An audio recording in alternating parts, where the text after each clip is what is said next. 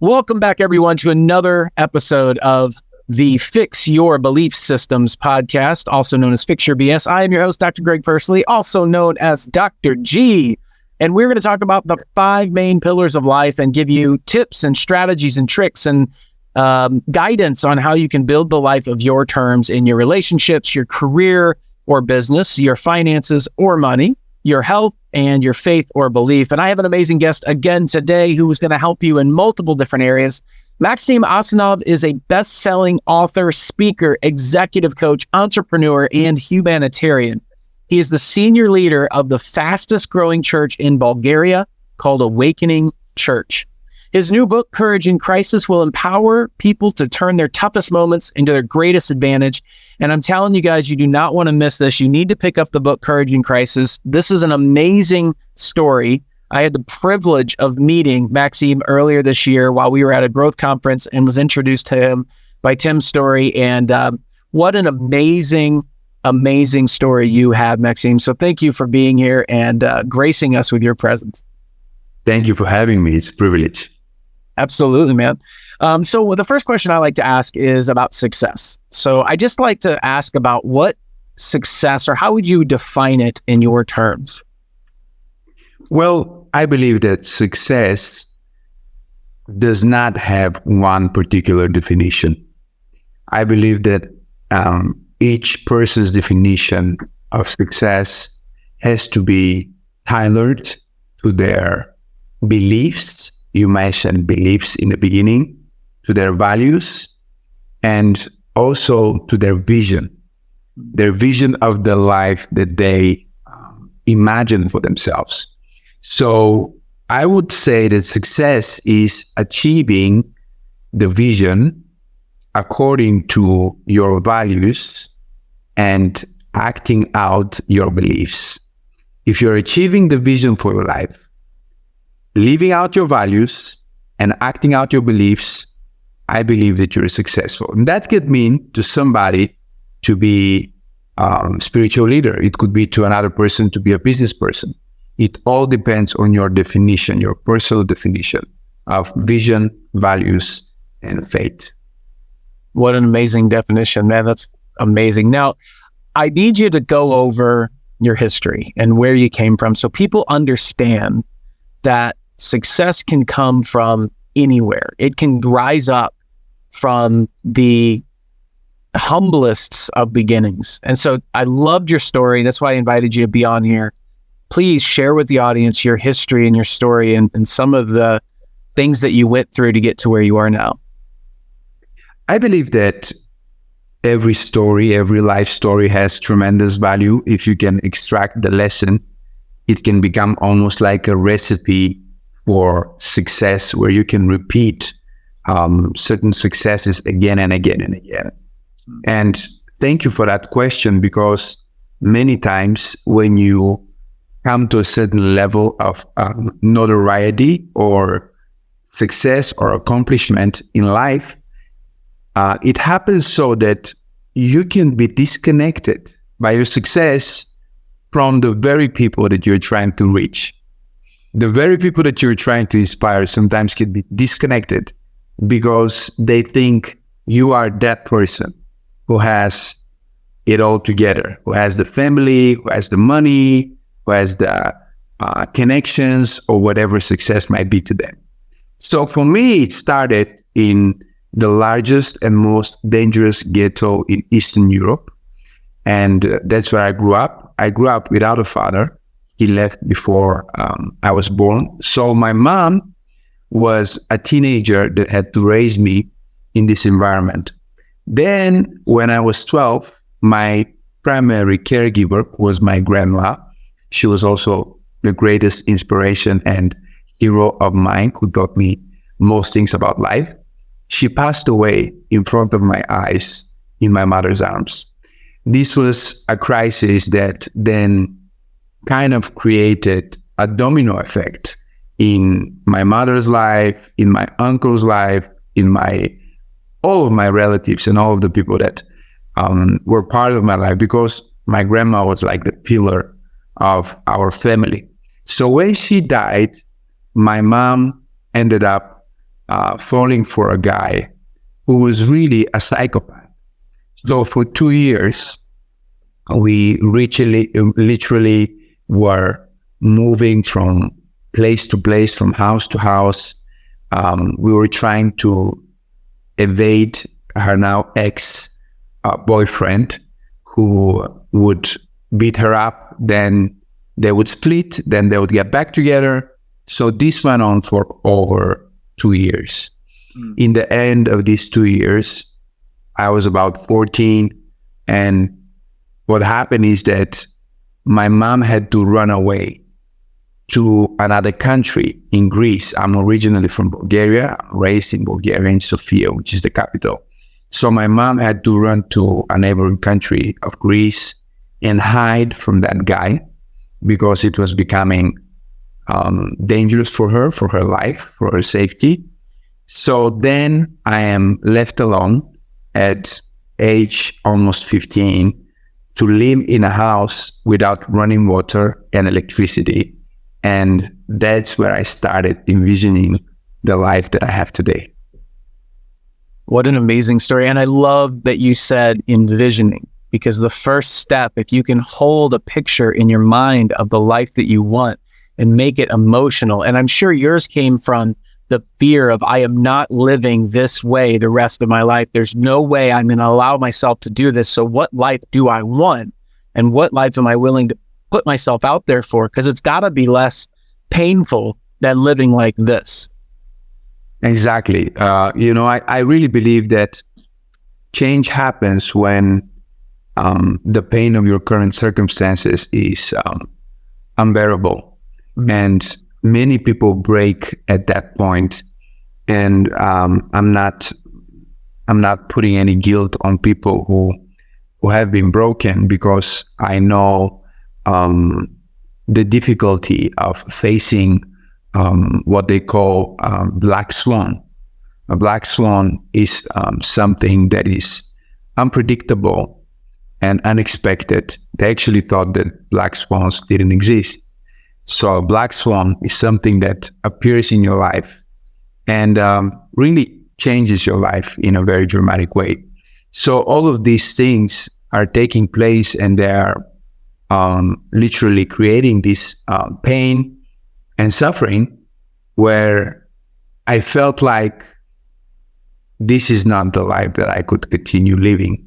And this is not the life that I wanted to have, not just for myself, but for the people that I love. Because from very early age, maybe because I grew up without a father, I always thought, one day I'm going to be a father. One day I'm going to have children. One day I'm going to take care of somebody and give them a better life and a better opportunity to succeed in life.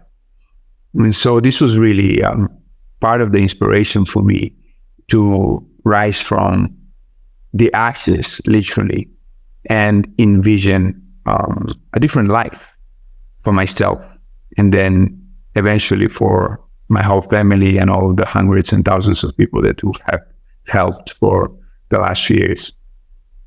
That is amazing. So when you're in that crisis, and your book, Courage Through Crisis, when you're in that crisis, how do you fight back? How do you fight back when you're down and out? How do you overcome the fear and the doubts and everything that you have? Courage in crisis. You're in the crisis. How do you develop the courage within that to, fight back when you put to that? Honestly, I think if you take any human emotion, you can see the connection between emotion and your thoughts, or the way you're framing a particular situation. So it's something that happened almost by grace, as we would say, in a spiritual context, where one night I came back home to this house. It was winter. It was a very cold winter, record-breaking minus temperatures. And it was freezing cold, so I'm coming back. It's almost dark outside, I open the door of the house and I step in, and immediately I realize it's just the stench of the smell. And what happened is, because the pipes had frozen, the dirty pipeline had exploded, and the whole floor was covered in stuff. So I stepped into it, and I thought to myself, how am I even getting to the bed that I usually slept on? So I found a shovel in the backyard, and I started shoveling feces and trying to clean and make a path to the bed. It was getting dark, and because I had no electricity, I realized it's going to be dark before I managed to clean this up. So I had an idea. I thought, I'm going to make a snow path. So I started importing snow and created kind of a clean path to the bed, got into the bed, removed only my shoes, obviously because they were dirty, and covered myself with 8 blankets. First thing that happened there, again, I think by grace, is I thought to myself, because I had these visions of me speaking and helping people and coaching and traveling the world and being an advisor to dignitaries and feeding the poor, and all of these dreams were, very real to me from a very, very early age. And even in this period of suffering, those dreams wouldn't go away. It was almost like a torture at some moments of my of this period of my life, because I thought, why am I I'm thinking about these amazing, big, beautiful things, and they're so different from my life. And at that moment, I was in the bed and I was having this inner conversation. And I thought to myself, I told myself, one day, this is going to be an amazing story that will inspire hundreds of people, that if I could succeed coming from that place, they could succeed as well. From that moment onwards, I've used that kind of psychological trick, if you want, with myself. And it has really helped me. Now we realize that the human brain has a proclivity to not only think negative, which 2/3 of the amygdala is designated to negative thoughts. And doctor, you know this. And then the part that has to do with positive thoughts works 12 seconds slower than the part that works for the negative. So it takes 12 seconds of an intense emotion in the positive for the memory to go in deep memory.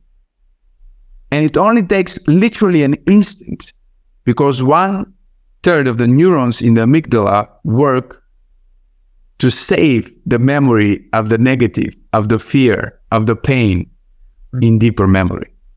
So, of course, I did not know that at the time, but I would always imagine myself speaking to crowds like I do now. And I just did this when we met in America. I was speaking the week before to a crowd of 1,000, and then another 1,000 people. Then I came back. My book became a bestseller here in Bulgaria in Storytel, which is the European Audible version of audiobooks.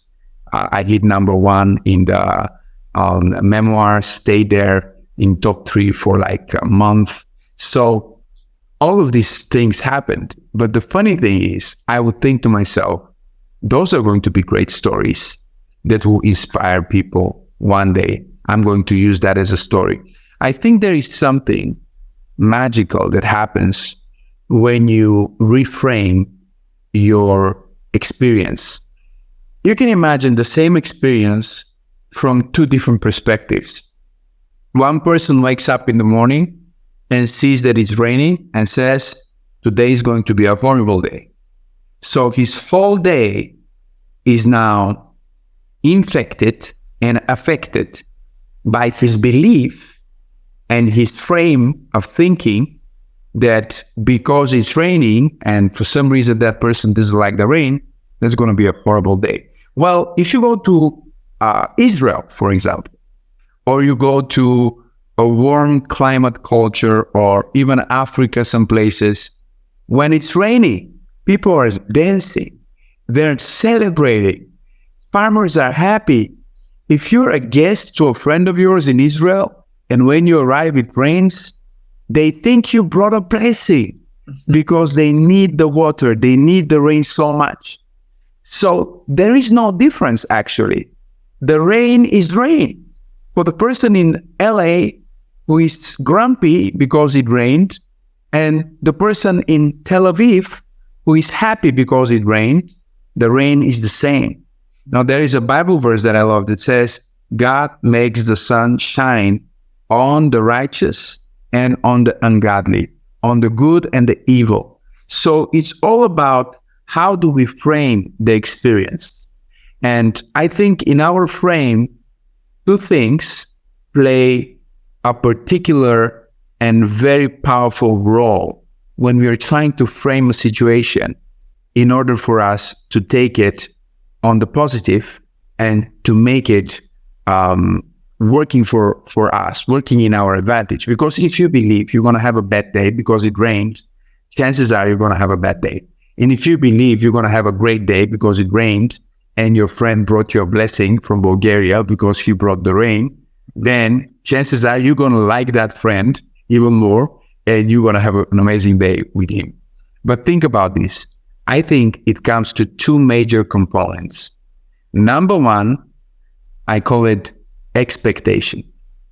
Because many times our expectation for even a very mundane situation can be so set and so particular that even if we get something better, we can be disappointed.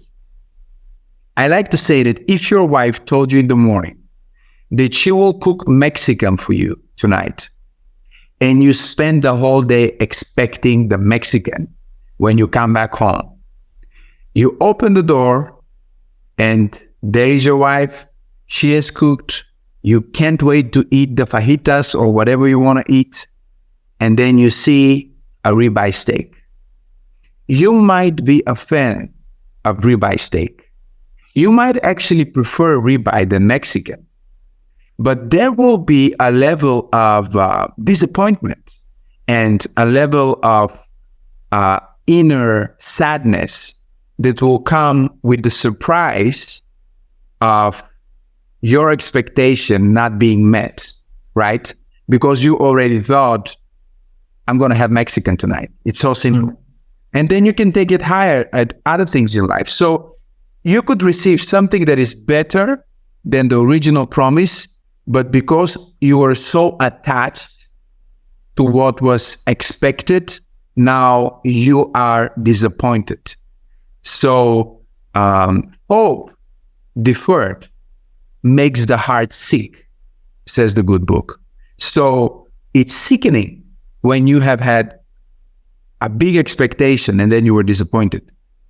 Then the second word that helps you a lot with reframing, the major key, I think, is the word gratitude.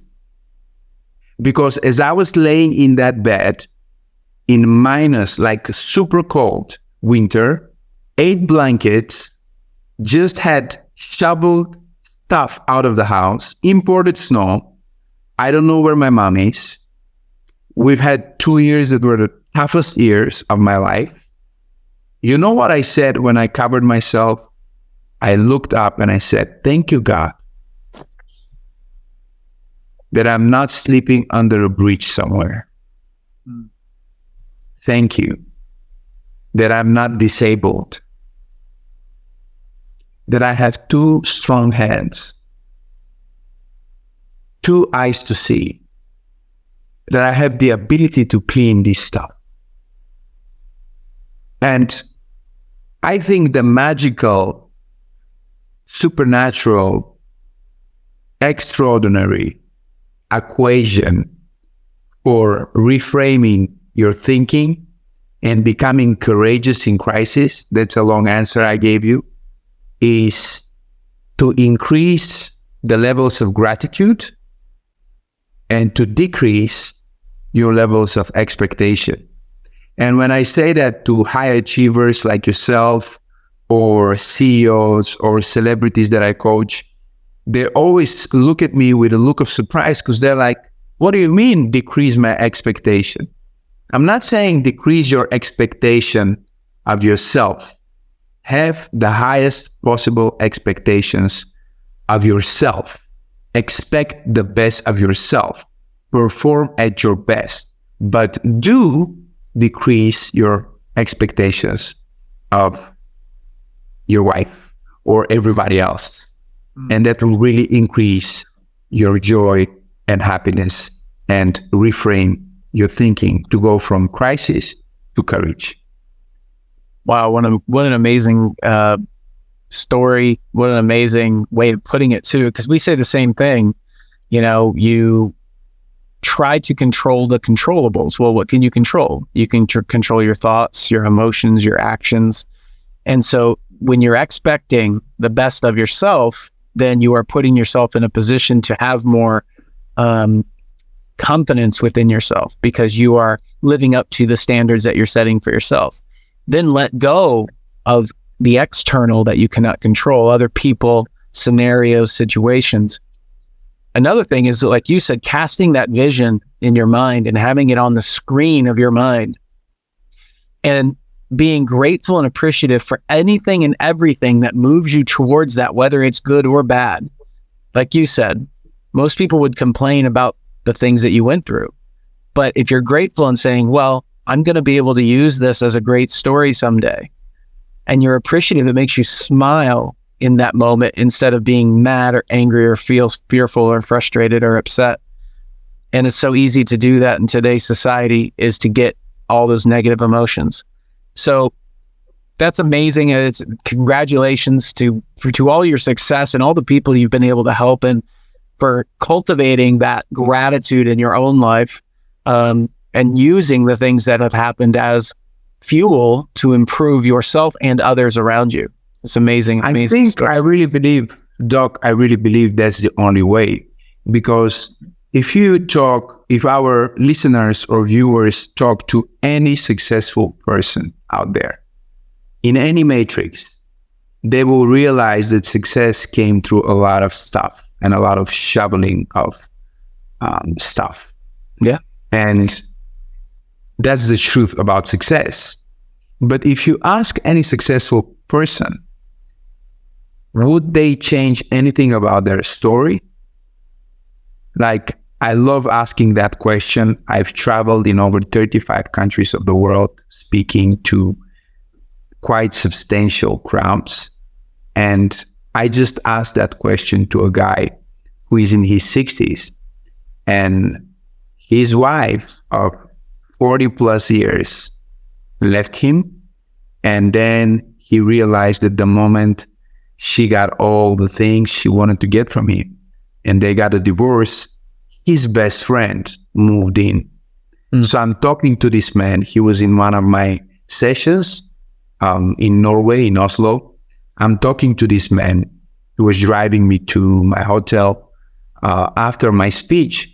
And I asked him, honestly, if you could go back and make it different, would you change it? And he began to cry. And he said, no, because at least now I know the truth. And I would never want to live in a lie. I don't think that any successful person would tell you, I would forego that suffering. I would ask for a shortcut without that pain. Because it's really the pain and the suffering and not just the experience, but what we do in the experience that determines not just the outcome of our life, but in a very real sense, it determines who we are. It's exactly true. And if people listen to all the interviews I've done, there's very repeatable principles that are stated every single time.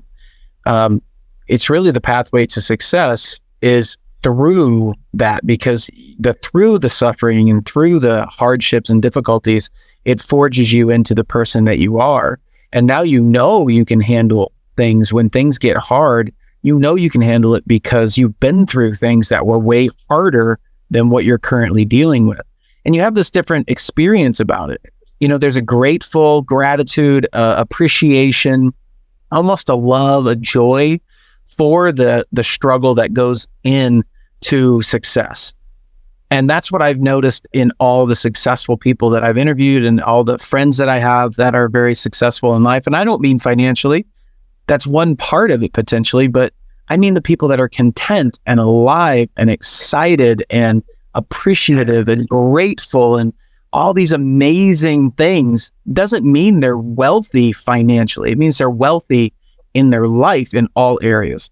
And that's why I fell in love with you and hanging out with you and having conversations with you because of that. So, Maksim, this has been an amazing conversation, and you've really put some amazing stories together to create a great life. And I know people will resonate with that and will take this information and use it. So really appreciate it. Any final thoughts that you'd like to say to people listening? I would like to say that keep on listening to that podcast, keep on watching and following this kind of content, because many haters and naysayers will tell you, oh, it's just everybody's repeating the same thing. It's nothing new. We already know this, blah, blah, blah. Yeah, we do know how to be in shape, but not everybody's in good shape. Yeah, we do know what we have to do to live longer, but not everybody lives a long life. And we do know what we have to do to have money. And yet most people are, having financial troubles. And what I realize is that if you follow the right channels and listen to the right voices, whenever you are ready, you will catch the right lesson. And many times it will not be my story or Dr. G's story or Grant Cardone's story, but it will be like a different person that will come. And there will be an exact person, an exact moment, an exact story that will be like a trigger for you to accept some truths and for those truths to transform your life. Both of us have friends that we've tried to help and we've taught them things and they never listen to us.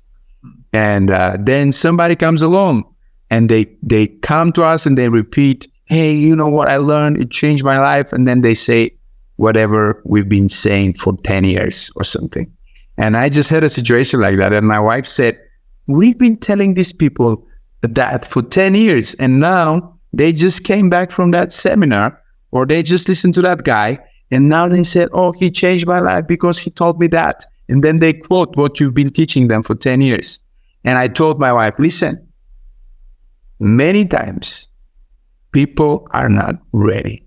But if they're connected to the right channels, sooner or later, most times sooner, they will get it and it will change their life. So I want to inspire you and encourage you that you will get it and this will change your life. Stay tuned. That is amazing. Thanks, Maksim. Yeah, and that brings to mind the 2 Bible verses that you can't be a prophet in your own land. People look up to people when they travel from afar to come to you because they say, oh, they must be perfect. They don't know the ins and outs. And when the teacher is ready or when the student is ready, the teacher will show up. And it's just when you're prepared, when you're ready in your life to receive the information, you will get it at that moment.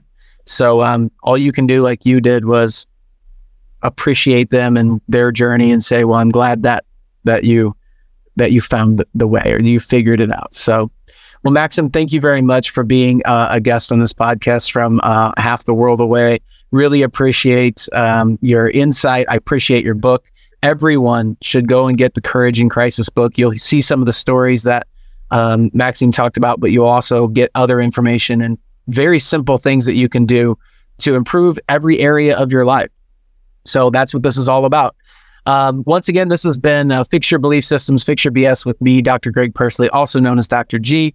in the 5 major areas of life that you should cultivate on your terms. Figure out who you are and start to build these things from 0 to 10, your relationships, your business or career, your money, your faith or belief, and your health. If you have those things, you will be content, you will be fulfilled, and that is what life is all about, and you'll have a great experience in this life. Thanks, Maksim, for being a great example for other people, and I appreciate you, and I look forward to working with you and talking with you soon. Thank you.